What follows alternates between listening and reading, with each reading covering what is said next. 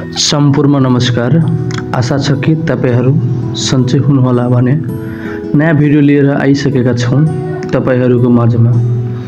ढिला नगरिकन लागो भिडियोतर्फ मेरो तर्फबाट एउटा रिक्वेस्ट छ कि यो अधिकारी दिपेन्द्र यादव एडीवाई युट्युबलाई सब्स्क्राइब गरी लाइक कमेन्ट शेयर गर्न नभुल्नुहोला भन्ने आशा गर्दछु। पुनः नमस्कार। अब लागो भिडियोतर्फ।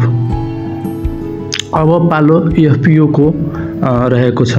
नेपाल धितोपत्र बोर्डमा करिब 23 करोड रुपियाँको एफपीओ पाइपलाइनमा रहेको छ, जुन माइक्रो फाइनेन्स कम्पनीहरू हुन्, लघु वित्त कम्पनीहरू हुन्। यी कम्पनीहरूको पुँजी विस्तारको लागि थप शेयर निष्कासन गर्नको लागि एफपीओ जारी गर्नको लागि बोर्डको अनुमतिको प्रतीक्षा र पर्खाइमा रहेका छन्।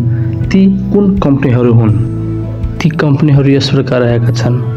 विजय लघुवित्त विदेश संस्था लिमिटेड एफपीओ निष्कासन अन्तिम चरणमा रहेको छ, जुन नम्बर अफ शेयर कति किता शेयर 4,66,817 किता 100 रुपियाँका दरले तपाईले निष्कासन गर्नेछ। त्यस्तै रहेको छ नेशनल लघुवित्त वित्तीय संस्था लिमिटेड एफपीओ निष्कासन अन्तिम चरणमा रहेको छ। 6,69,970.49 पर किता रहेको छन्।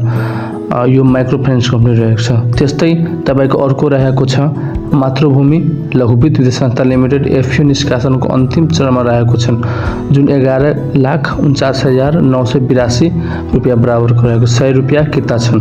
तपाईलाई यो भिडियो कस्तो लाग्यो? राम्रो लाग्यो भने लाइक कमेन्ट शेयर र सब्स्क्राइब गर्न नभुल्नु। धन्यवाद। पुनः नमस्कार। आजको दिन सफल रहोस्। धन्यवाद।